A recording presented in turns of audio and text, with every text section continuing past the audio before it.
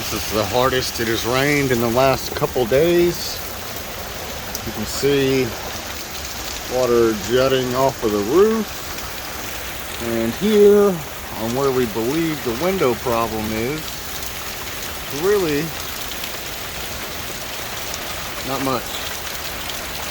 I mean, the water's coming off and dripping straight down. So, I don't know if there's a problem up there.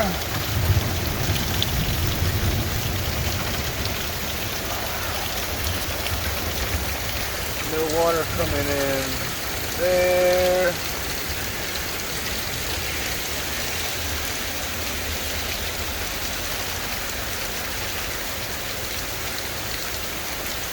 Nowhere else. So it's not like when it rains hard, it comes off and just nails that window or something, you know? I mean, it really doesn't. I mean, it really just comes off the roof and goes straight down.